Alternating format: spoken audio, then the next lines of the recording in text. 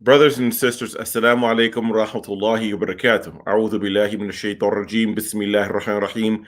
Alhamdulillahi rabbil alameen.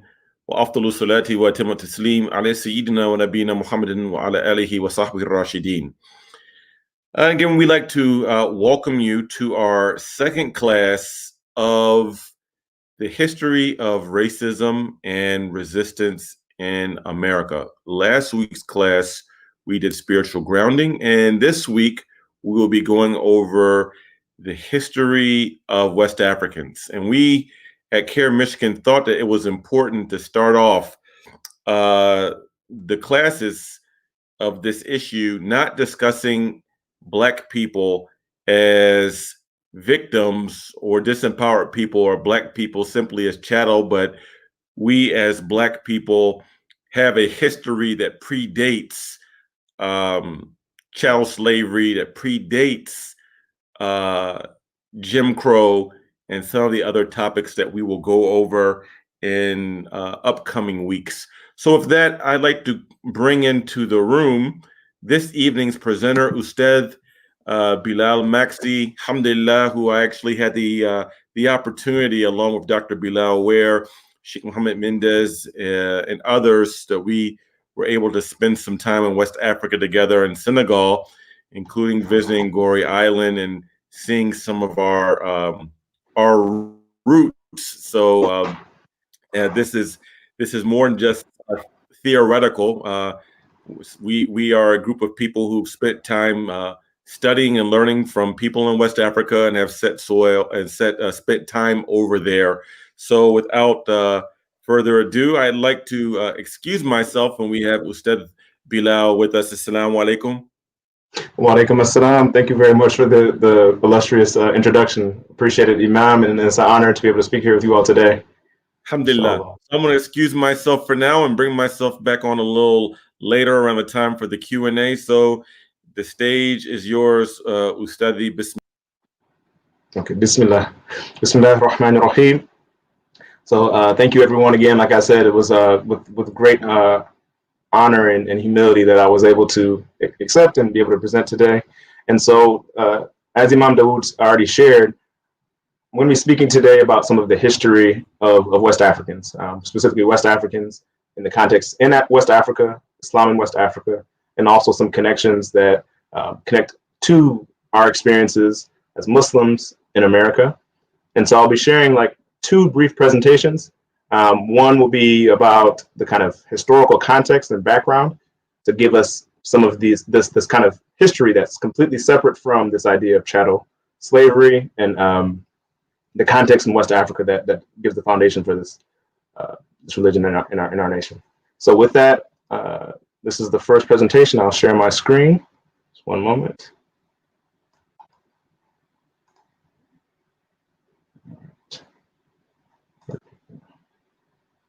Okay. So as we can see, we'll start off with this idea of action, accommodation, or acculturation. So this framework describes broadly different approaches in West Africa and West African history toward how Islam arrived in the region and how it evolved over time. And so I'm going to speak a bit about Islamic thought in post-classical West Africa. Post-classical is just kind of a fancy word of saying medieval, right? So from the time of the Prophet ﷺ up until in Africa around 1850. It's a long period of time, but it connects kind of these periods in the classical world with ancient Egypt and the early beginnings of Islam in the Roman Empire with modernity. It's that long period. And so the first thing, some of you may have seen pictures like this, all right, and heard of the trans-Saharan routes in Africa. And it's really important to visualize this historical context that we're looking at here. So what we see now is a map. This is a French map. It's probably of the colonial era, but it shows here some of the context that is really important. You see some of the names of pre-colonial West African states, most of which on this map were Muslim-led. So if we start off on the right side of this map, my right, directionally, it'll be in the east side of this map. You see Kordofan, Darfur, and this is a Darfur that's way before the kind of notoriety that it has today. Wadai, Bornu, Sokoto, and as we continue across, we see other names here.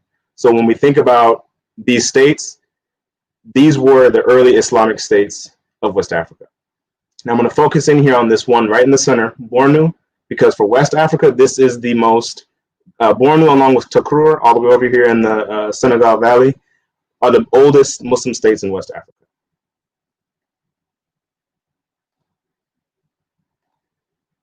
And so I'll continue. This is another map that's a little bit more colorized. This is a more recent map.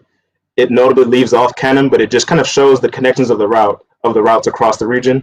What's really important to see here is when we think about Africa, and North Africa in particular, North and West Africa, Central Africa, even the Nile Valley, they're all connected, closely connected. And these Hajj routes, they would go across from Cairo through, all the way to Mecca, to Medina, and they would also cross the Red Sea from what's now Port Sudan and head into Mecca, the port at Jeddah into Mecca. And so some of this may be familiar to some of us here, but for those that are not as familiar, it's just good to see this kind of historical context of these trans-Saharan routes. And when we want to think of time period, this would be back in as early as the 10th century of the Christian era, and similar for the Hijri.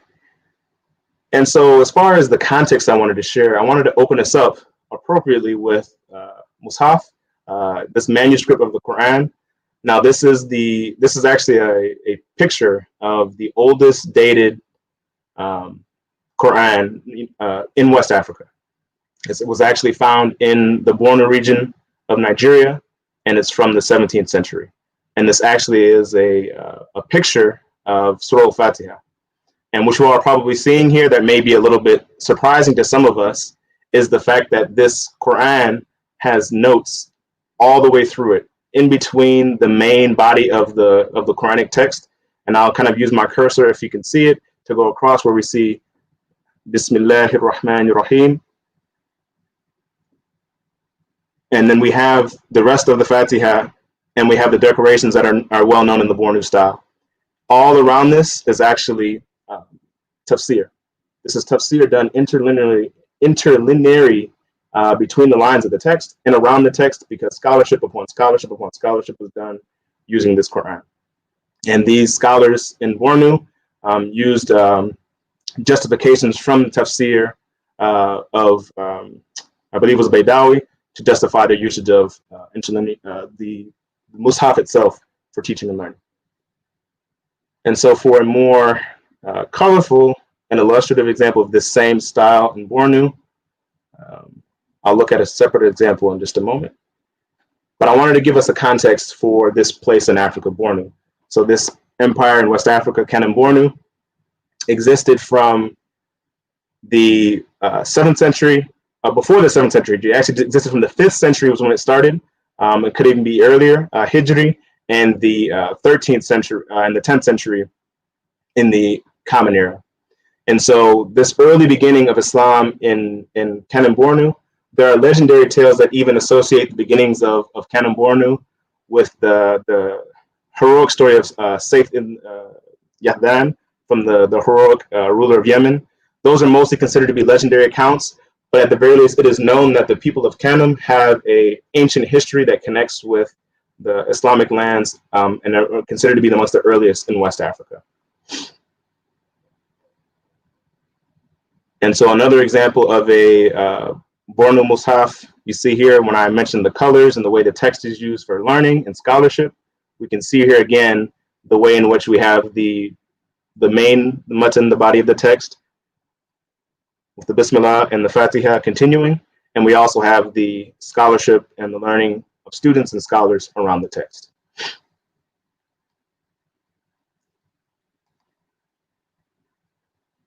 Let's see.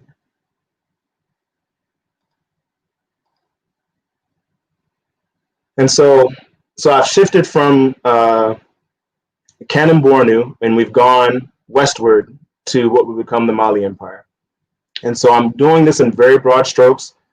This is not by any means a comprehensive history of all the kingdoms of West Africa. This is just to give an introduction so folks can understand the lay of the land and the context. And so one thing I wanted to make sure to mention about Kanem Bornu is when we think about how dynamic this empire was, I'm going to go back for a minute to that slide in this region. So if you were to give an example of the earliest known written texts by a Black scholar, this would be a scholar by the name of Ibrahim al-Kanemi. Kanemi being his Nisba name, like associated with Kanem, and he was a diplomat to Andalusia, to the Almohadun, the Almohad court in Islamic Spain, and he was in the 13th century writing poetry praising the Khalifa of the Almohad state in Islamic Spain, and this is in the 1200s of the Common Era. At that same period, we have a madrasa, a college established in Cairo for not only for students from Kanem Bornu, but also for other West African students to study in Cairo in that same century. And so it just shows how powerful this empire was, situated right in the center, in the heart of Africa in this early period. And these were scholars, as we saw in these texts, doing great literary works, amazing scholarship. And the only reason why we don't have earlier texts is if we're familiar with the way texts work, particularly in Islamic context, they're being used. Folks are using them in the community.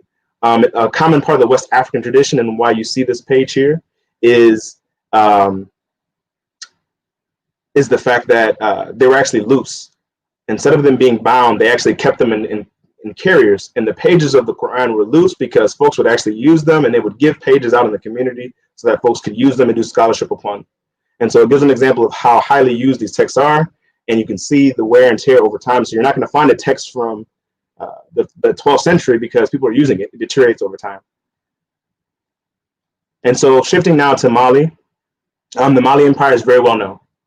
And I focused here on a map of Mali in the 8th century Hijri, the 14th century of the Common or Christian era, to show the breadth and the size of this empire. Many of us may be familiar with the story of Mansa Musa and his Hajj across Africa. He went on Hajj from the capital in Niani, across the African continent into Cairo. And the well-known story about his trip through Cairo is that it upset the economy of Egypt, of what would then been Mamluk Egypt for so many years, that it sent inflation up in the entire region. And so another thing to keep in mind about Mali is after the end of the reign of Mansa Musa, his brother Abu Bakr II also reigned. And if we notice here on the Atlantic coast of Mali, they had a very close and clear access to the coast with two rivers going into the coast. And the people of Mali were well known for their canoe building. And so there's a tale of Abu Bakr II leading a fleet out into the Atlantic Ocean and potentially having reached the New World. More research is needed for documentary evidence of that, but I wanted to at least share that account because it's relatively well known, but it's something that is worthy of further exploration for future scholars that I hope are listening. So for the next, to share.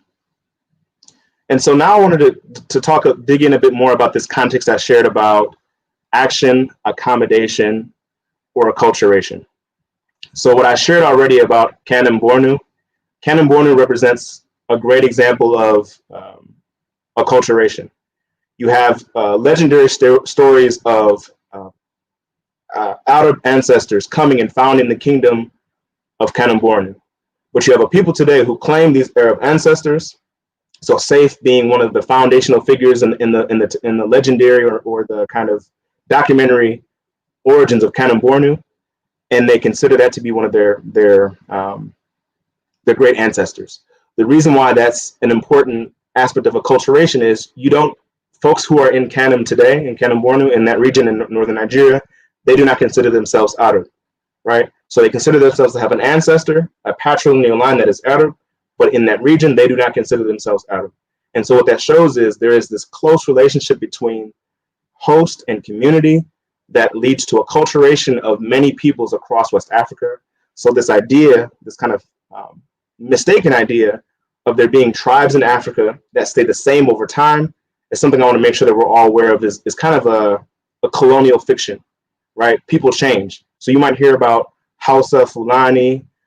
These are all groups that exist, but the idea that they were the same over time is just a falsehood. Groups change, they interact, they intersect, just like anywhere else in the world. Africa is not this mythical place, it's a real place like any other place. And so now we have here Haj Salam Suwari. He's also a relatively familiar figure to some folks out of this realm of study. He's an important figure because he was an early scholar in the the later empire or the states that followed the fall of Mali. So the Mali kingdom eventually fell, but they had a great tradition of scholarship. And so from this quote here that I will not read to you all, we see the influence of Haj Salam Suwari on, he represents an old tradition in West Africa of Islamic scholars traveling and trading throughout the region and having peaceful relationships with their non-Muslim hosts. This kind of interaction is really important to understand because this is the kind of foundational context for Islam in West Africa.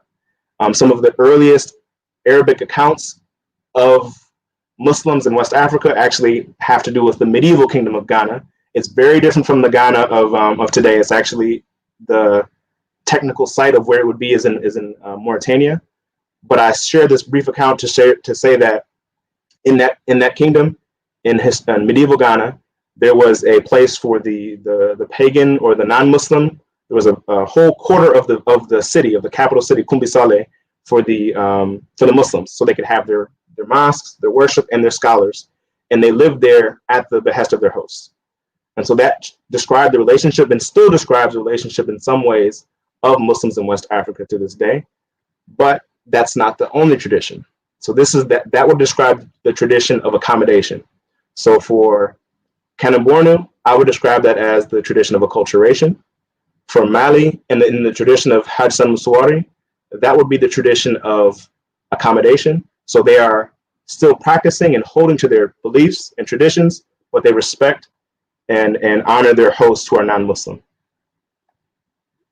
So the next example I'm going to give comes from the Songhai Empire, another well-known example that many of us are familiar with.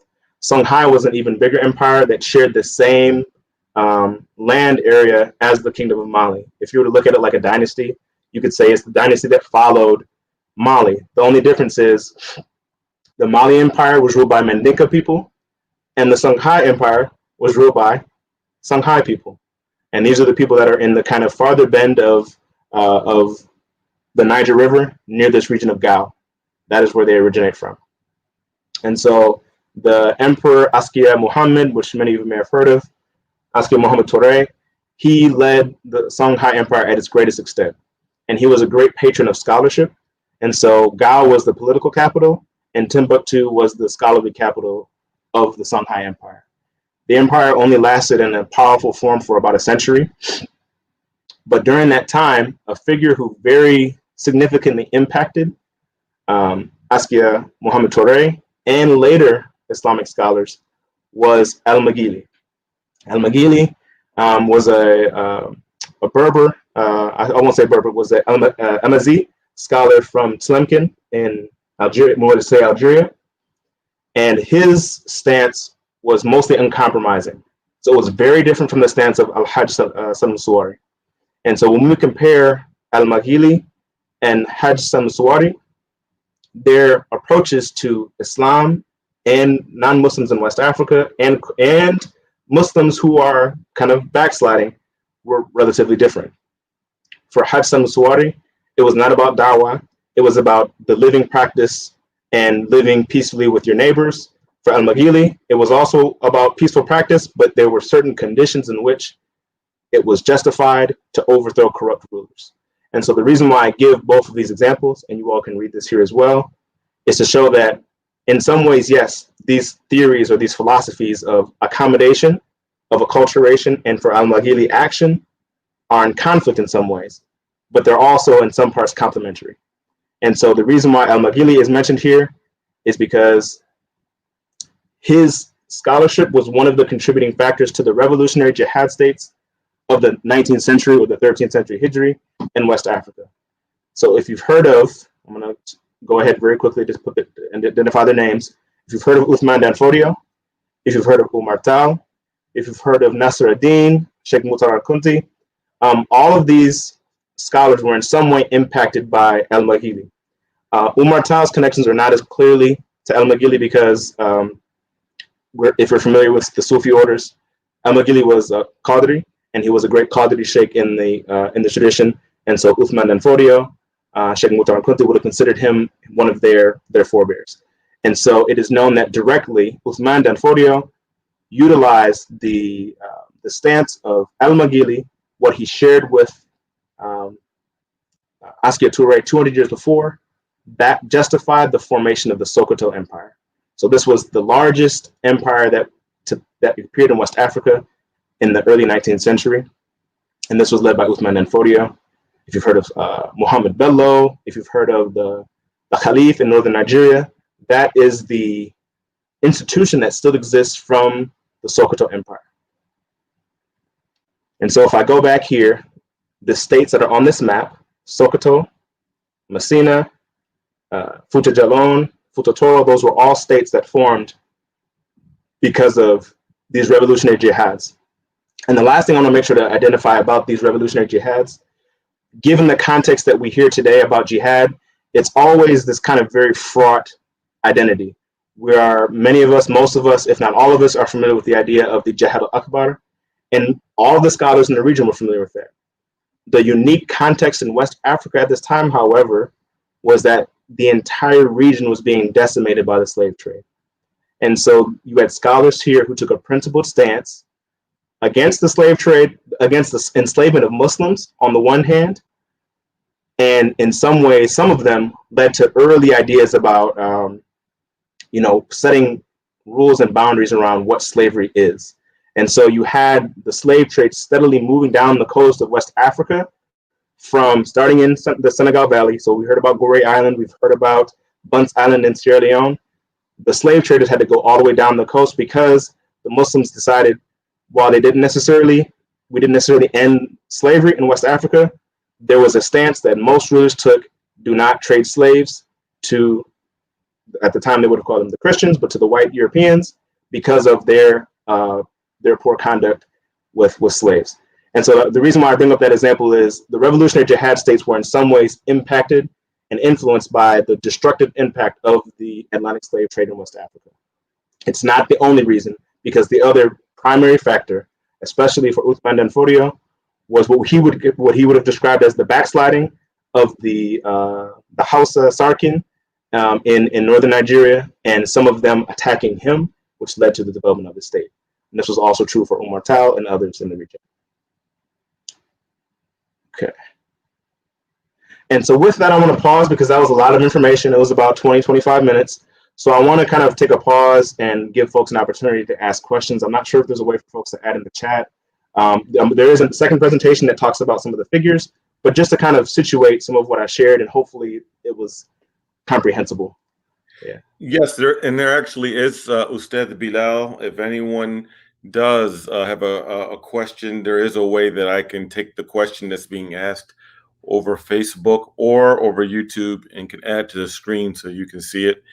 Okay. So we'll give everyone about a minute or so. And while we're waiting for a minute, and perhaps in regards to some of this information that you've covered, you can perhaps, is there any book suggestions that you could give us in terms of people who have further reading about this particular era of history that you went over? It'd be very helpful. Absolutely, yeah. I started to compile a list. I knew I should have finished it, but I'll make sure to send it after, but I'll share some examples now. Okay, great. So one really good primary source, because most of them you have to buy, but this is one and I'll talk about this figure later. So there's this figure named Edward Wilmot Blyden. Some of you may have heard of him. He wrote a book called Christianity, Islam, and the Negro Race. Yep. If you type that into Google, it'll actually show up for free because it's out of copyright. And the reason why I use this as a great example is because he actually speaks about everything I've talked about just now. Yep, exactly. Imam Dawood, I know he knows what's up. He speaks about everything I just spoke about just now 140 years ago. It obviously represents its time, but because he was actually in Liberia and Sierra Leone at the time, he's actually witnessing all of what I just talked about. So I'll just give one quick example. Umar Tal's kind of early community in Jingarai was right next door to where Edward Wilmot Blyden was actually teaching in Sierra Leone, right? So there's this kind of really dynamic story there. So that's one good example. Another, I'll just say a name, and the name of the person, he's a great scholar, is John Hunwick. He passed about 5 years ago. Almost anything you can find from John Hunwick will capture this time period really well. Some resources that are online would be Tijani.org, Siasi. This is Sheikh Mukhtar. Excuse me, not Mukhtar. Excuse me. This is Sheikh Farid Muhammad. I'm sorry. Sheikh Muhammad. I'm gonna share some of the links with you, Imam Dawood. No But these are a couple of examples of online resources. Other books would be Bilal Ware's The Walking Quran, and there's so many. It's a vast bibliography. So I'll kind of do a curated list to make sure to share back. But those are a few examples. Okay, wonderful. And I'm going to type this in the chat regarding those books that that are recommended. Also, in terms of the historical context, for those of you who are Arabic readers, and I think this has been translated into English, but it's Rihla Ibn Battuta. Yes. And he talks about this as well. It's going in some of these areas, in particular when we're talking about the Malian Empire. I think Ibn Battuta's book has been translated into English, but the Rihla, the travels of Ibn Battuta, also goes into some of this history. I'm going to excuse myself and take myself out again, Ustad, and you can begin your second part of your discussion. Bismillah. All right, thank you. Bismillah. All right, Bismillah ar-Rahman ar-Rahim. One last book I would add for the Arabic readers is this is on, I think it's also translation. I do believe on the CAIR-MI website, which I will share, there is Infaq al-Maysur. This is Muhammad Bello, the first or second Khalifa. He's the son of Uthman ibn Fodio's, his history of West Africa up until the time in which he ruled in the 19th century. So that's another great primary source on the region in Arabic from a Muslim at that time period. All right, so let me share the second presentation.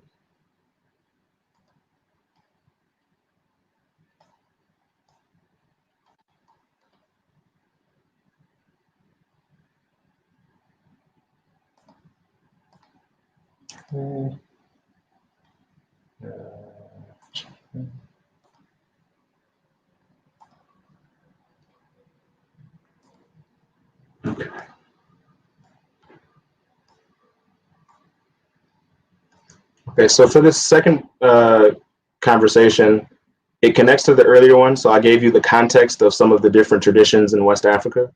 For this presentation, we're going to stretch across the Atlantic. We're starting in West Africa and also partially in North Africa, and we want to see the connections across the region. So kind of set the frame. We have North Africa, we have Egypt, Sudanic Africa, which is Black Africa, and the Americas. So this map here, I just kind of want to lay out the context that we're experiencing. So this early modern Atlantic world, you know, with the exception of some West African navigations into the Atlantic, the early modern Atlantic world really picks up, sadly, with the transatlantic slave trade. So when you're in elementary school in the United States, you learn about the triangle trade, right? And they make it sound really kind of like it's just this functional, you know, economic thing that just happened. It wasn't an economic thing that just happened. It was on the backs of people who were enslaved. And this is a representation of that. And so if we look at this map here, what we're seeing is this dynamic connection between Africa, Europe, and the Americas. And so with that context in mind, this is the early modern Atlantic world, that time period being from about 1500 to about 1900. Because if you think about one great example, Brazil did not end slavery until 1888. And you had Portuguese sailors beginning their slaving expeditions in the 1440s. So it's a very long period. So when we think about that, going several hundred years back, Some of us may be familiar with the Sufi figure Abu Madian, also kind of colloquially in Algeria is known as Boumediene, not the dictator, but this is Abu Madian. There is a kind of Sufi lodge to him in Tlemcen, where he was from. And the reason why I introduced him as a figure first, because he is the kind of bridge between the intellectual, scholarly, and faith traditions between the Islamic East. So if you know, all of us are probably familiar with Imam al-Ghazali. Abu Madian was the primary figure who brought the teachings and the views on Islam and Sufism from the East to the Islamic West. So that includes Islamic Spain, that includes Morocco, Algeria, which would have been the Maghreb at the time, and also Sudanic Africa. And the site where he was from, Tlemcen, is actually very important because it was the site for so much interaction across from north to south, from Spain all the way down to West Africa. So that included Mali, Kanem-Bornu, included Takurur, all of these states. So he's an important figure in the beginning because he connects these different traditions. And so this is just kind of a chart that shows how those connections exist, right? So we have Imam al-Ghazali, radiallahu anhu, at the top of the chart, and we see some key figures that connect them. And not far down that list is Abu Madian, and he spends his later life in Tlemcen, but he's also an Andalusian from Islamic Spain.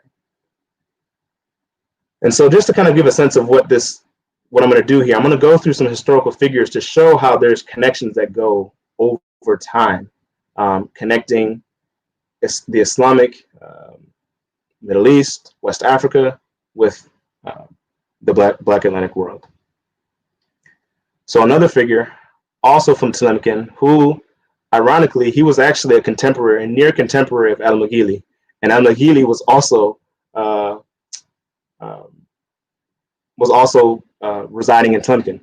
So this is important just to show that, like, this space, Tlemcen, when you think about Fez in Morocco, when you think about Tlemcen in Algeria, which at certain points was ruled by Morocco, these were some of the primary sites, in addition to Sijil Massa, where, if you think about the trade of gold, also the not good trade of slaves, the trade of knowledge, of ideas, it was going through these sites.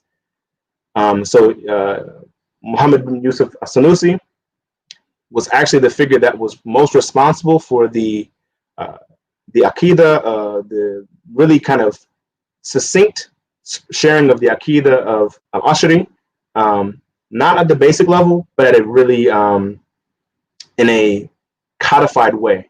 It's called the Aqidah as-Sugra. So it's this short, small version of the creed of al-Ashari that was passed amongst the Fulani, also amongst some of the Amazi, and it's widespread across many groups in West Africa. It was a kind of basic way of sharing basics of belief in Islam in West Africa. And so that's another one of the connections we have here. If we move from as-Sanusi, we have Ahmad Baba. Ahmad Baba is fairly well known because he was considered to be amongst the most prolific scholars in Timbuktu in the 17th century of the Common Era, 16th and 17th century, or the 10th and 11th century Hijri. Ahmad Baba is also well known as in the Qadri silsilas, in the chains of knowledge and chains of transmission, and he's very important for one of his early treatises that set parameters on what is the justifiable imprisonment or enslavement of a person. So this is not meant to valorize the idea of slavery, but if we think about it just kind of with a little bit of critical thought, imprisonment is slavery. And so when you think about what Islamic scholars were doing for all of this time, they were trying to set parameters around what means someone can be imprisoned. And Ahmad Baba was doing this in the 16th century, when you didn't have British scholars doing this until, we've heard of Wilberforce, until the mid 1700s, and they didn't act on it until the 1800s. So if we move from Timbuktu move a little bit into the desert, right? And we have Mukhtar al-Kunti, another great Qadri Sheikh. He lived a very long life and influenced a great number of West African scholars. And so when we think about these figures, and actually I'm going to go back real quick. I forgot one thing to say about Ahmad Baba. So the time when he lived, the Kingdom of Morocco actually invaded Songhai. And so if you think back to that map I shared previously, he was actually captured, and he was more or less, maybe enslaved might not be the right word, but he was imprisoned. He was held as a hostage in Morocco, in Fez. But his esteem as a scholar was already so great, he never accepted Moroccan sovereignty, because the attack that Morocco did against Songhai was considered by most scholars on both sides, in Morocco and in Songhai, to be a unjust war. It was a Muslim state, Morocco, attacking another Muslim state, Songhai, and Ahmad Baba was one of the primary scholars who fought against that. After the Sultan that attacked passed away, Ahmad Baba was allowed to return to Timbuktu later in his life, where he eventually passed. But I wanted to share that account just to show the dynamic and principled state that some of these scholars held. So Mukhtar al-Kunti, in the same tradition, a little bit later, we're seeing a chronology here, right? Mukhtar al-Kunti was a kind of, if you think about the desert, if you've heard of like the desert colleges, right, in the Sahara, Mukhtar al-Kunti represented this in some way. I cannot confirm this, that Uthman Danfodio studied directly from him. I'll have to defer to some of my folks who are maybe listening who are more knowledgeable, but I do know that in the early time of the Sokoto state being formed, there was a letter from Mukhtar al-Kunti supporting Uthman Danfodio in his struggle against the corrupt rulers in northern Nigeria who would say they were Muslim, but they would enslave Muslims and behave in ways that were not correct. So Mukhtar al-Kunti was a great scholar. He taught many students and had a great impact on many of the scholars who would eventually lead these revolutions in West Africa. And this manuscript you see here is one of his manuscripts from his lifetime. That's in, I believe, one of the archives in Mauritania. So another figure I have here, and forgive me that I forgot the Hijri date for his time of passing, but in a way, you know, having the date only as 1845 speaks to what happened to Muhammad Kaba Saganubu. So he was a scholar from the I'm gonna forget. Yes, from the Kaba clan, and he was of the merchant class amongst the Mandinka who traded and studied and traveled kind of along in the forests of Ghana and Guinea.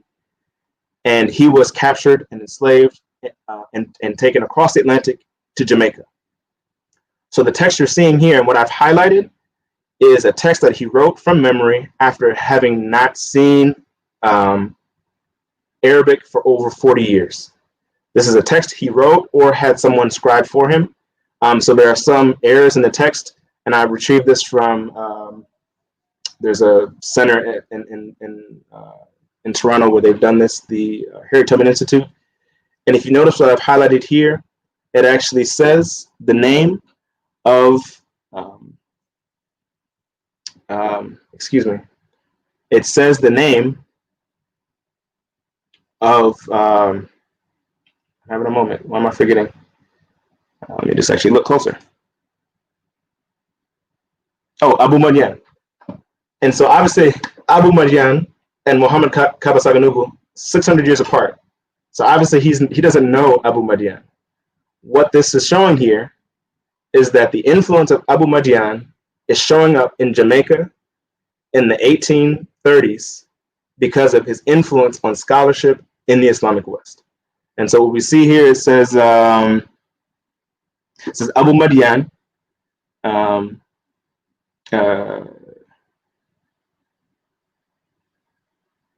yes, Abu Madyan Tamat. So Abu Madyan said it ends, right? And so this is from a much longer treatise, but it's actually a treatise on belief, right? It's based on Al-Akhtari, one of the West African manuals for teaching the basics of belief. So this shows that Muhammad Kaba Saganubu, as an enslaved person in Jamaica, was trying to reestablish the faith amongst the people he was enslaved with in Jamaica. So I just wanted to show that connection over time. Now it continues, it continues, it continues. And so now we'll move to the next. Forgive my poor memory for that moment. And next we have another well-known case, Omar ibn Said. And so I won't spend too much time here because he's been relatively well publicized in the American media.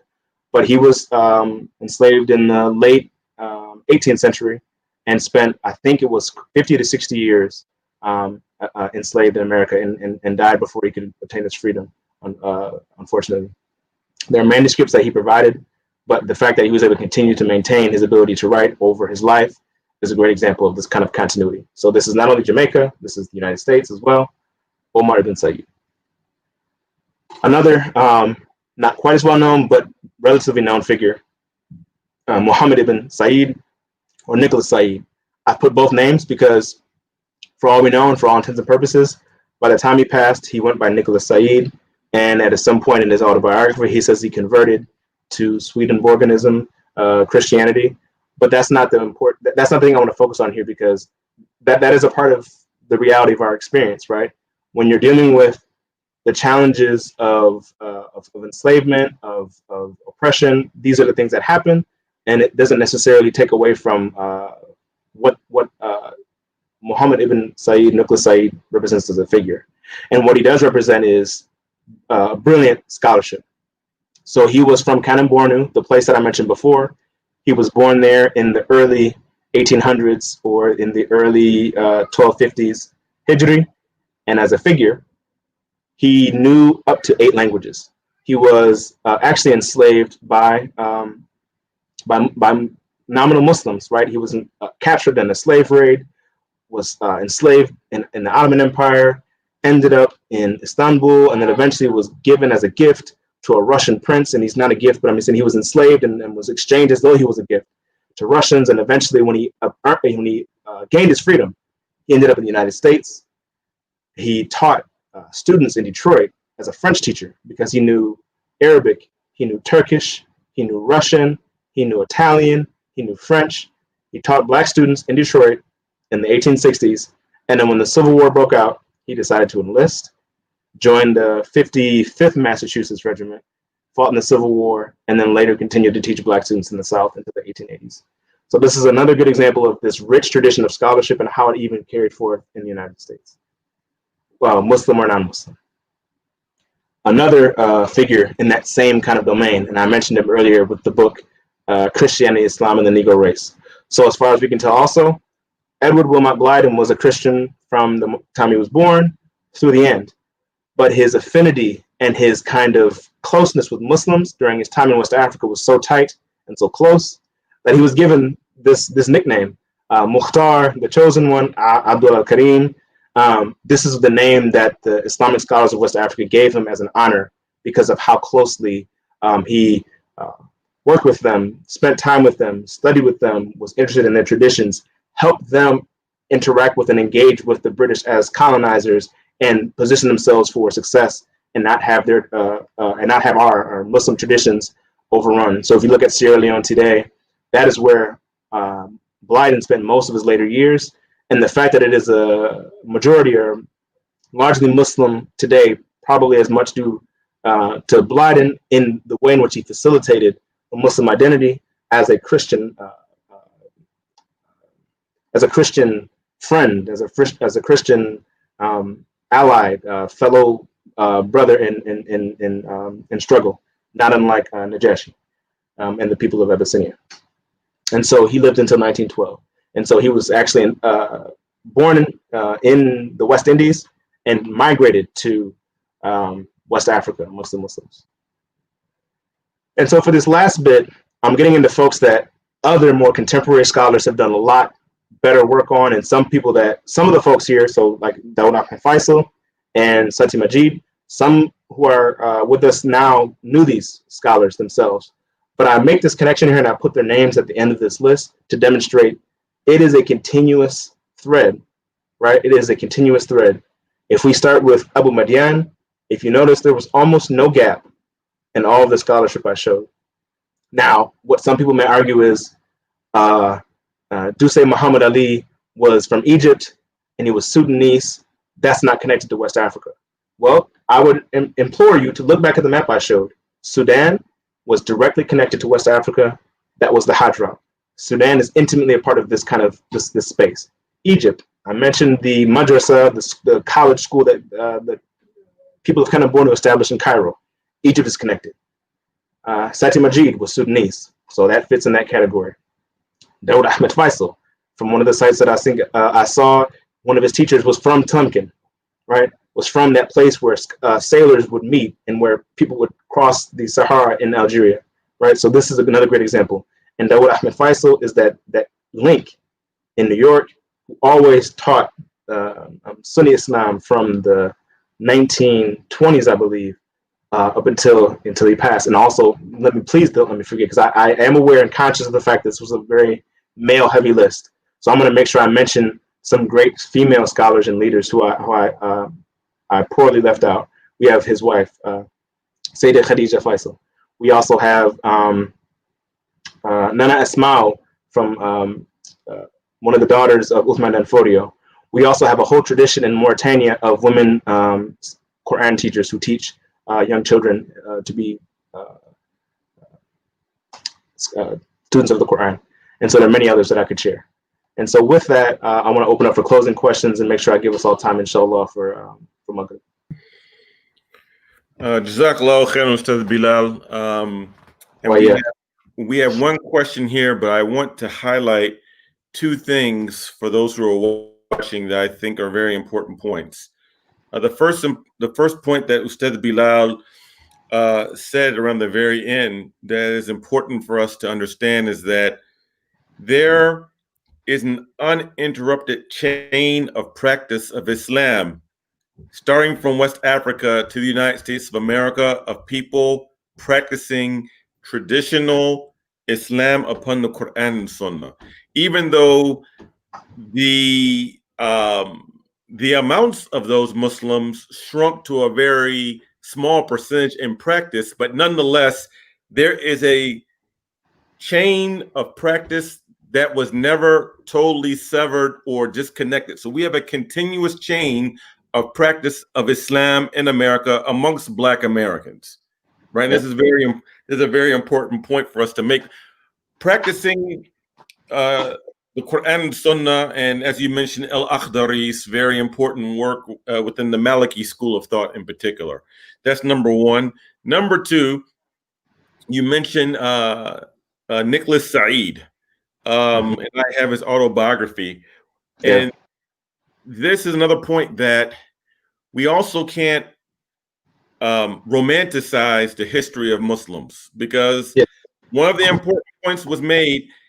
He was a free man and a Muslim, and the Ottoman Turks, under the so-called Khilafah, violated Islamic law and sold off their brother in Islam to Christian Russians. So we have to be very clear about it, because sometimes some Muslims want to glorify the Ottoman Empire, and I know that Resurrection Ertugrul is very popular now. They were involved in many transgressions, including selling off Muslims who were African, not only to other Turks or the Arabs, but they sold Muslims off to disbelievers, right? And of course, it's impermissible for a Muslim to enslave another Muslim to begin with who's free, even if they sold them to another Muslim, an Arab or a Turk, much less sell them to an Orthodox Christian. So I have to make that point. And we shouldn't, because Orientalists or Islamophobes sometimes attack Islamic history, we don't need to be reactionary or reflexive to feel that we have to defend all of that history, because a lot of that history is problematic. So I had to say that, Ustad. And I add a quick thing just to build on that last point you made. Sure. It's about keeping each other honest, right? In the sense that around the time when Nicholas Said was enslaved, the rulers of Bornu asked the Ottomans to help them with the people who were doing those raids, who had protection from the Ottoman state in the Sahara, and they didn't respond, right? And so eventually you have Said, who actually was the son of the leading general of Kanem-Bornu. This is not a small figure. He was enslaved because they didn't respond to that call, and not only did they not respond, he was held by a high-ranking Ottoman official and traded as a gift to Russians. So this shows how, when I say hold each other honest, I'm not saying it has to be fighting, but there has to be a way in which we can still in a way acknowledge that and still defend, and be proud of who we are.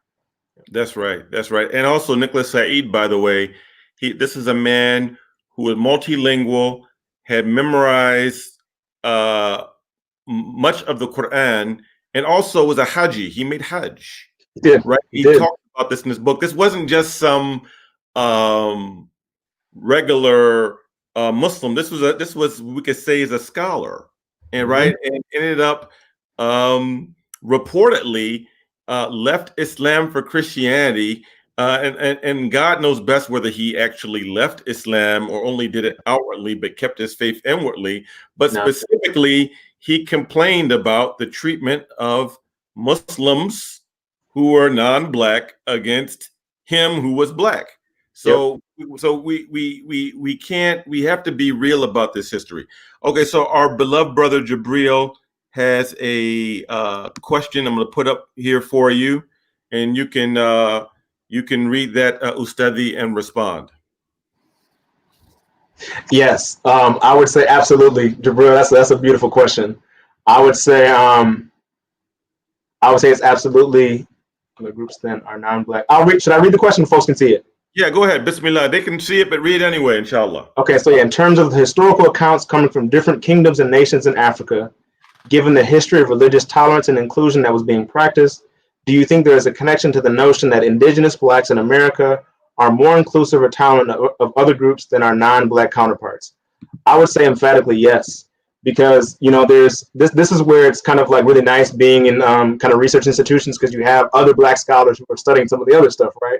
So whenever I remember one time one of my friends corrected me when I said, Islam was the only revealed faith in West Africa up until colonialism. They're like, nah, the Portuguese brought Catholicism to the people. And I was like, that's a good point. And the reason why I bring that up is to say, in across Africa, religion is just life, right? This whole idea of like God is dead and all this kind of stuff, you might find 5 people, I'm exaggerating, right, that have that notion in Africa.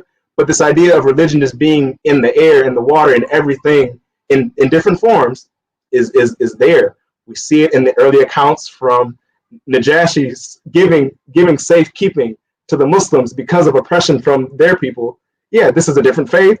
In a way you could say to him it could have been an insult to Isa alayhi salam, but he didn't take it that way. It goes way back, right? So yes, the answer is yes. And I think we carried over from our traditions in West Africa to America. And so when people say, what is our contribution? Hey, you can be as white as my wall right here and call yourself black. We're not going to be like, oh man, you know what I'm saying, as far as how you look.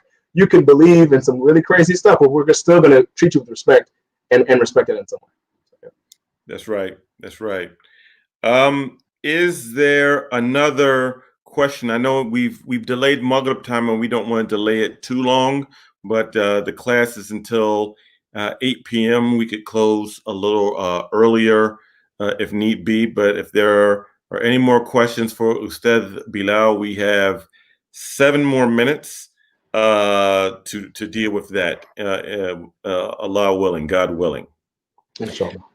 Also, next week, just to let you all know, and you can look at the schedule, but next week we are having Sister Latanya Barlow, who's our teacher for next week, and she is going to be discussing the history of indigenous people, meaning that Sister Latanya is a Navajo American Muslim who grew up on a Navajo reservation, and she speaks to, and she's half Navajo, half Apache. She speaks to indigenous languages, and she's a Muslim, and she's going to go through that history. And there's a connection, obviously, between the history of the so-called Native American people of this land and the enslaved West Africans. There is a number of connections. We have, brother Razi Jeffrey, Dr. Jackson talked about the idea of cultural apostasy. How does this tradition enforce or weaken that concept? Yeah. So it's been a while. I took a class with Dr. Jackson, like, I'm starting to show my age. It was like 12, 13 years now. So I'm trying to remember his idea of cultural apostasy. So I think in a way, I would say it actually reinforces this tradition. And the reason why I would say that is because to you have to go really far beyond the pale to culturally apostate yourself as a Black person. And what I mean when I say that is you can do some things that are really kind of like savage to the culture, savage to yourself and your own belief and practice, but you will still be recognized as a part of the group. And so when I say it reinforces the concept of cultural apostasy, the reason why I say it is I don't think it obliterates this framework, because cultural apostasy means you have, in a way, rejected the idea that Blackness is inclusive, right? And some people do that, but they can only do it so much, right? Because there's not a real defined way in which you can do that. And so when it comes to cultural apostasy, I think that differs from the idea of course, of religious apostasy. I'm trying to think back to the example he would have given. I think it was kind of the idea of, you know, and I could be remembering it wrong, but this was the idea that folks might have seen the early nations' adoption of the suit and the bow tie as cultural apostasy, but they were able to make it and own it as a Black practice, not as being a zipkum, but as being disciplined and principled figures who are about being Black. And so when I say that, it means that this idea of cultural apostasy, it exists, and there's some tensions, but it's harder for that to be a reality, if that helps. I'd have to review it somewhat, though. But yeah. Thank you for your answer. We have time for one more question before we conclude. And again, as I mentioned, next week we will have Sister Latanya Barlow, who will be going over the history of indigenous people, she being a Navajo American Muslim sister. Will be next week, God willing. Inshallah. Some powerful groups. She said she's Apache and Arapaho. Yeah. Oh, yeah. It's a powerful mix, isn't it? That's what I'm saying. That's a real powerful mix. Yeah. And Islam. And Islam. No, that's the trifecta. That's right. MashaAllah. MashaAllah. Alhamdulillah. Well, we will conclude with this class again. Ustadi, thank you very much for bringing this very valuable knowledge to us on this evening. And we are now in Laylatul Jum'ah, the best night of the week. So please, those of you who are watching this right now or who will watch it later on on YouTube or Facebook, please make dua. Yeah, we'll keep it on the group. Sidi Kamal, Sidi Kamal has made a comment, Ustadi, one of our other Senegal traveling partners. We're going to keep it. It's going to be on Facebook as well as on YouTube, inshallah. But again, for those of you who are watching this now or watching it later, please keep Brother Bilal and his wife and his family in your dua. That's my request to you, and may Allah reward you and grant you al-afiyah. And we will close this out with this Salatul Fatih. اللهم صل على سيدنا محمد الفاتح لما أغلق وخاتم لما سبق الناصر بالحق بالحق وهادي إلى صراطك المستقيم وعلى آله حق القدر العظيم ولا حول ولا قوة إلا بالله العلي العظيم سبحان ربك بالعزة عما يصفون وسلام على المرسلين والحمد لله رب العالمين. الفاتحة.